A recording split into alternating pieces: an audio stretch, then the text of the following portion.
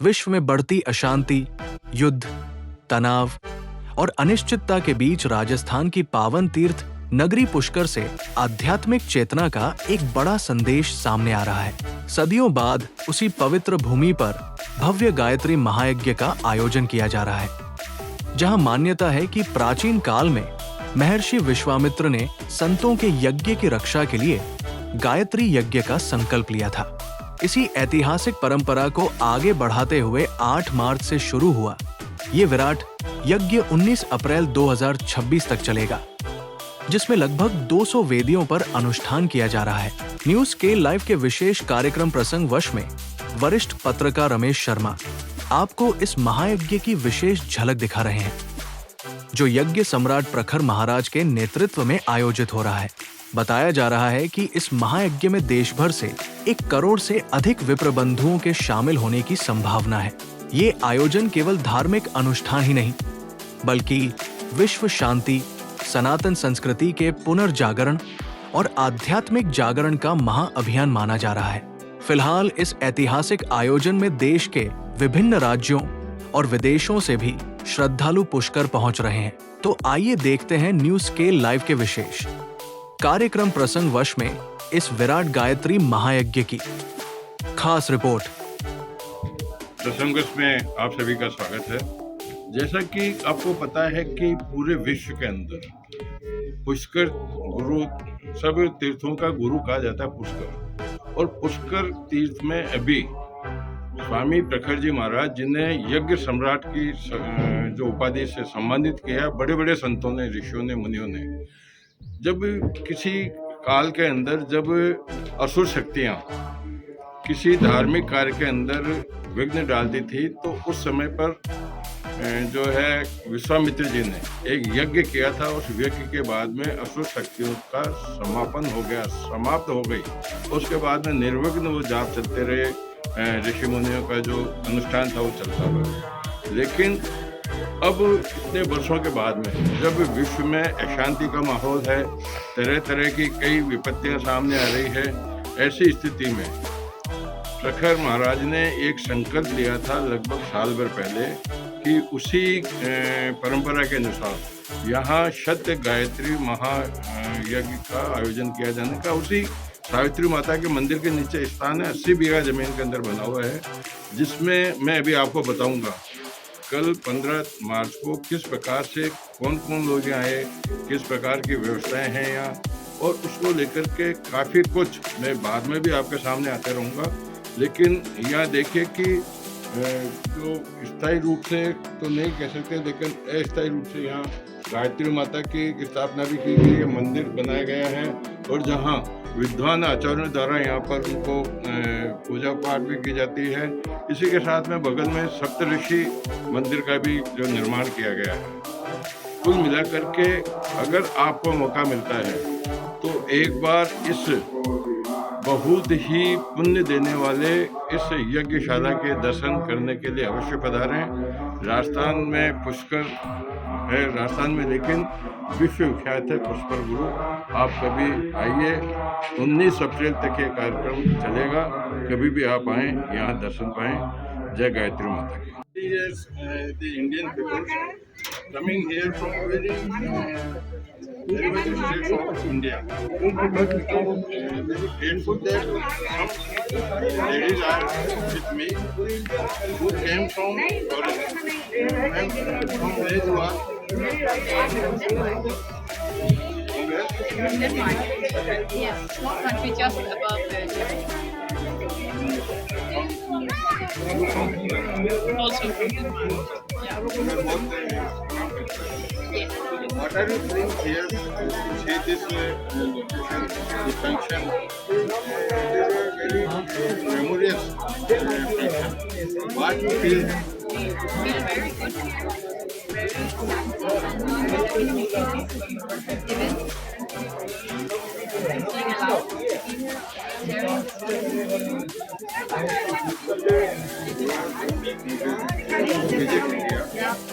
Visit India. It is really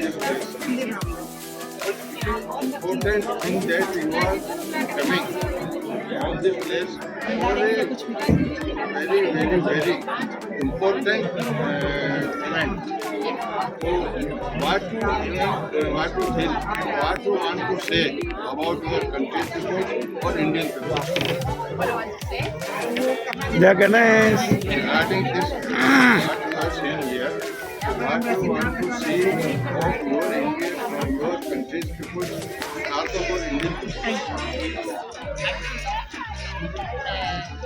I feel very, very grateful to be here. And I think the Indian people is really open and very kind. They often want to say hello to us and very, very nice people. Yeah. Yes. Would you like to send a message to your country people? Come here. Come here. And yes, a lot of Indian states will watch this program. But if there's any things out there, you should come to India. Thank you. Thank you. मेरा नाम शंकर नारायण है। देखिए अभी तो शुरुआत है, अभी तो शुरुआत है, पता नहीं आने वाले समय में क्या क्या कुछ होगा। विदेशों से भी लोग आ रहे हैं, लेकिन यहाँ तमिलनाडु ब्राह्मण समाज से जो अध्यक्ष हैं, शुभ नाम आपका सर? मेरा नाम शंकर नारायण है, मैं स्टेट सेक्रेटरी हूँ तमिलनाडु ब्राह्मण एसोसिएशन का तामरास। आपको क्या कुछ महसूस हो रहा है आने के बाद में? पहली बार इधर आने के पहले थोड़ा लगा था कि कैसे होगा क्या होगा, पर इधर आके इस मिट्टी में पैर रखने के बाद जो एनर्जी मुझे फील हुआ था, जो कह सकते हैं कि अपने अंदर एक जोश आया है। और महाराज जी को देखे, महाराज जी ने जो हमने एक प्रस्ताव लेके महाराज जी के पास आया है, महाराज जी ने हमको एनकरेज करके बोला कि अभी विप्रो फाउंडेशन का एक कार्यक्रम होगा, उसमें बैठ के सबके सामने प्रस्ताव रखो। जो प्रस्ताव हम रख रहे हैं वो महाराज जी को स्वयं यही यज्ञ उसी में कर रहे हैं कि हमारा यही एक क्या बोलते हैं ऑब्जेक्टिव है कि पूरा भारत में, पूरा इंटरनेशनली जो भी ब्राह्मण है, हम सबका एक ही आइडेंटिटी, हम सबको एक साथ रहना है। अभी जो आजकल के ज़माने में एक अवश्य हो गया कि पूरा ब्राह्मण एक साथ रहना है, जो दक्षिण का है, उत्तर का है, या कहीं बंगाल का है, कहीं बिहार का है, जो भी है, हम अलग अलग प्रदेश से आएंगे, अलग अलग भाषा बोलेंगे, पर हम सबका आइडेंटिटी एक ही है, हम ब्राह्मण हैं। तो निश्चित रूप से आपका भी ये कि ब्राह्मण एक है, भले ही रहते अलग अलग प्रदेश में हो, अलग विचारधाराएं हो, लेकिन ब्राह्मण में है, परशुराम जी के वंशज है। आपको बहुत बहुत बधाई। आप ये बोलिए, अभी तक मैंने आपको बताया कि किस प्रकार से क्या क्या व्यवस्थाएं, कौन कौन यहाँ आए हुए हैं, किस तरह से लोगों की श्रद्धा इसमें बनी हुई है, लेकिन व्यवस्थाएं काफ़ी कुछ दी हुई है यहाँ पे। इसी में जयपुर से आए हुए हैं रमेश जी शर्मा, जो मेरे खुद के नाम से ही हैं, रमेश जी शर्मा। मैं इनको देख रहा हूँ कि जब से कार्यक्रम शुरू हुआ उससे पहले से ही 8 फरवरी को भी मैं इनसे मिला था, तो इनको जिम्मेदारी दी गई थी भोजनशाला की। और जब तक सुबह से शाम तक जो आदमी काम करता है या यहाँ आता है, चाहे वो यजमान के रूप में आता है, चाहे अतिथि के रूप में आता है, अगर उसको भोजन शुद्ध और उनकी रुचि का मिल जाता है तो वो पूरे दिन भर की उसकी थकान भी दूर हो जाती है। तो उनसे जानना चाहेंगे कि किस प्रकार की व्यवस्थाएं की हुई है, कहाँ किस तरह की व्यवस्थाएं चल रही है यहाँ पर।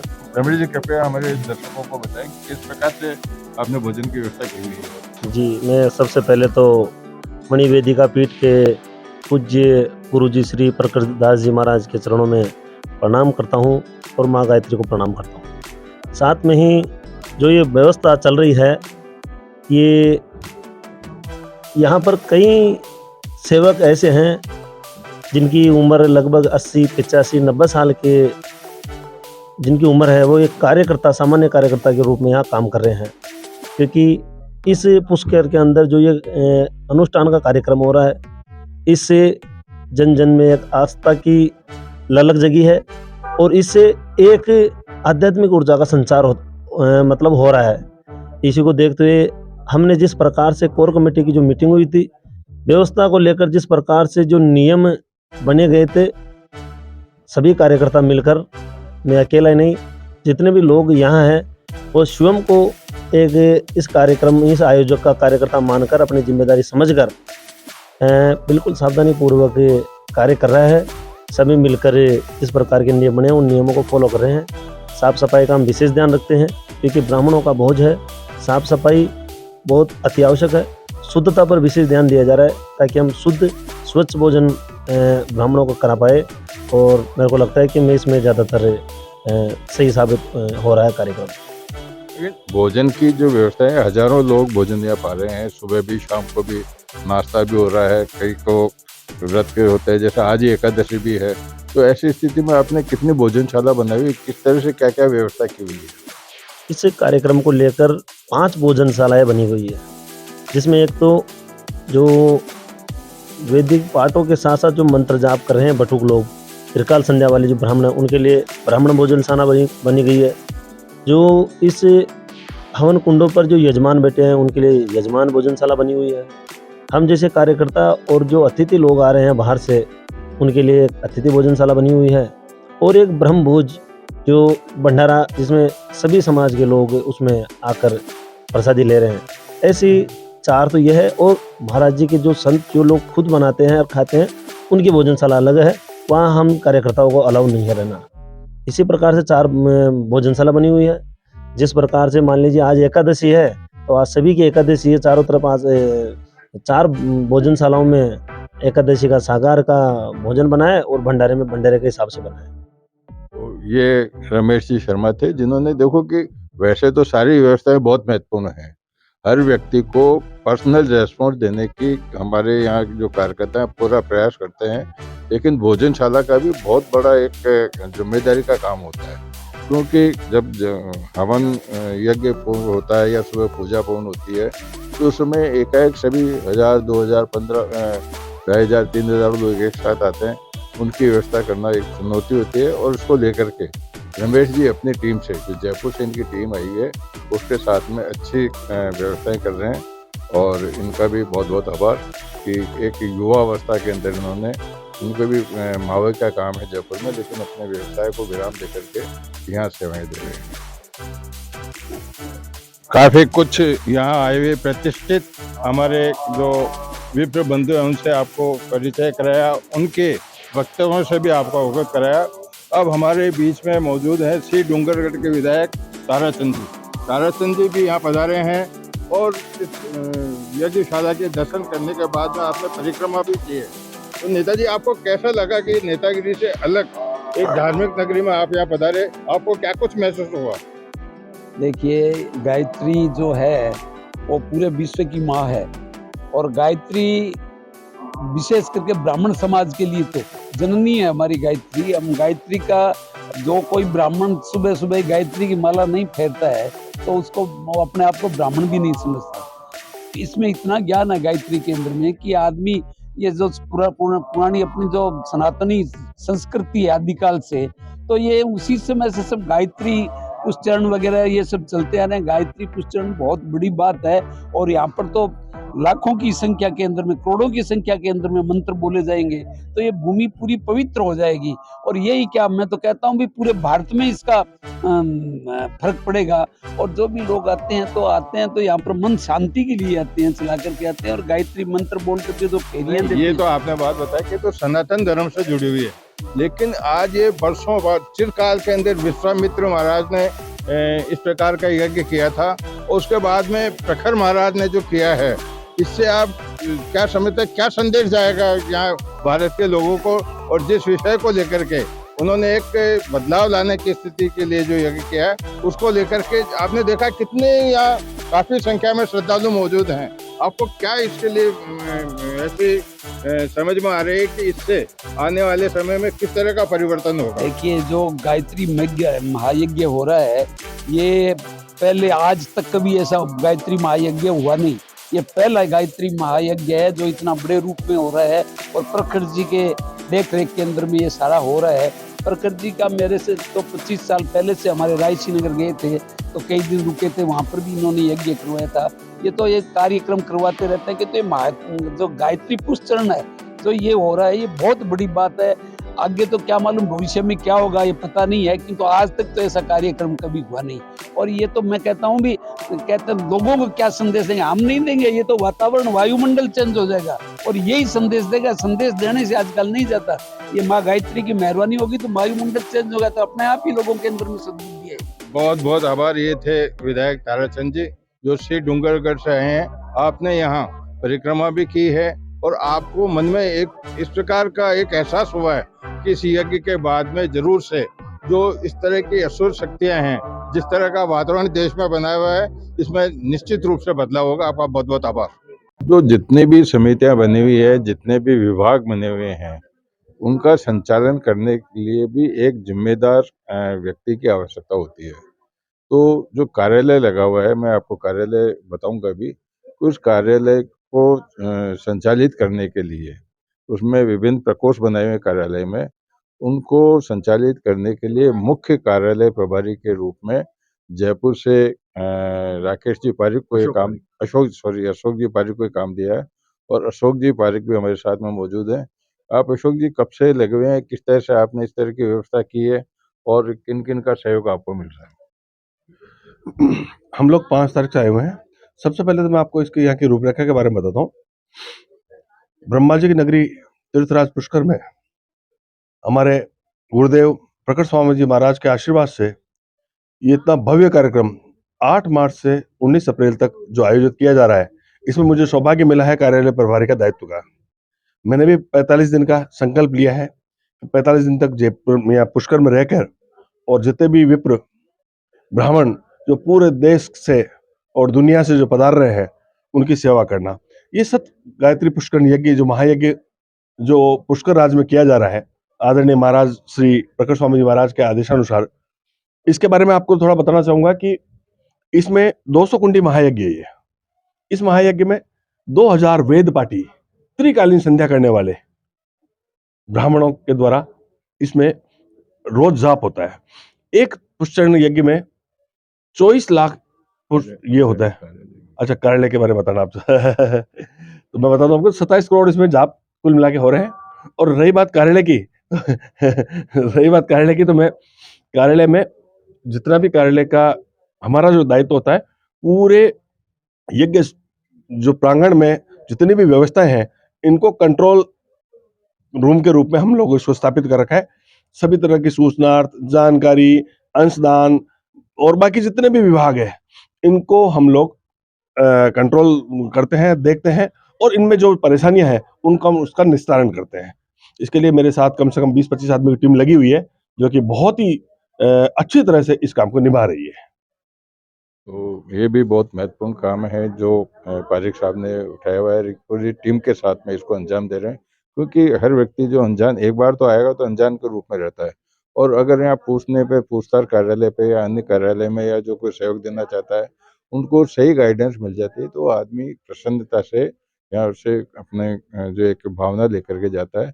इसके लिए भी इन्होंने अच्छा दायित्व निभाया हुआ है, तो इनके भी बहुत बहुत आभार।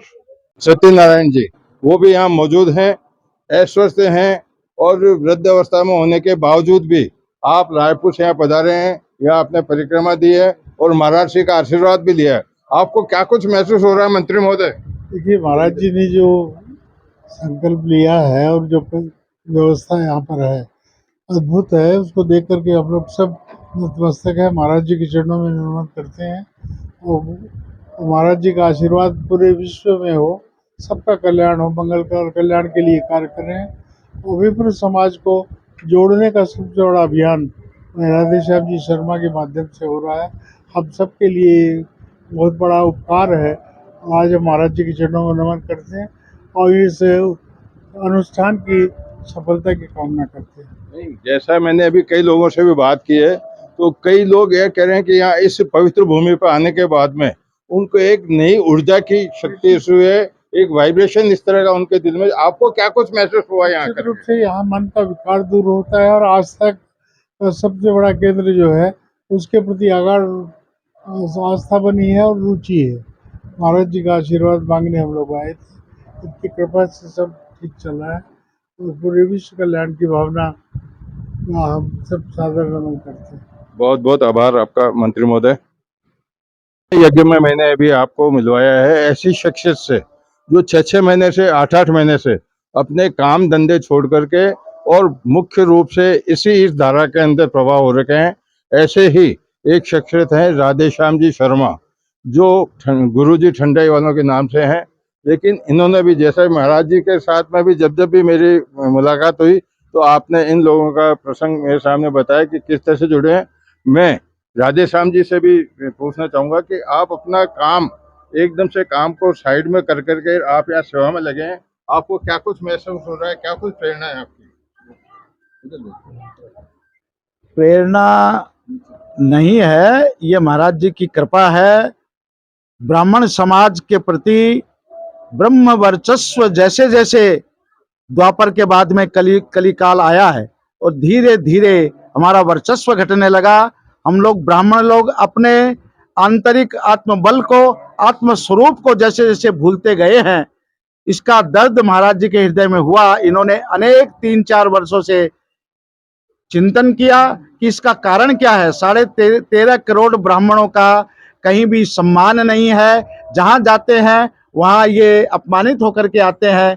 घर के अंदर अपने रोजी रोटी का जुगाड़ भी हमारे ब्राह्मण समाज का अधिकांश लोगों के बीच में नहीं हो रहा है, तो उसका कारण क्या है। तो उन्होंने इस बात को समझा कि हमारी जो अंतर चेतना है वो अधोगति को प्राप्त हो गई है। कारण क्या उसका, तो हम अपने मूल स्वरूप को भूल गए और वो हमारा मूल स्वरूप का आधार इन्होंने खोजा कि हम ऋषियों ने जो हमें मार्ग दिखाया था माँ गायत्री का, तो उन्होंने इस गायत्री के बीज को वापस चुन करके हम सब ब्राह्मणों के कल्याण के लिए वो चीज उन्होंने प्राप्त करी है कि हमारी जो चेतना है, जो चेतना, सुप्त चेतना को जागृत करने का एक विज्ञान इन्होंने माँ गायत्री के माध्यम से निकाला है।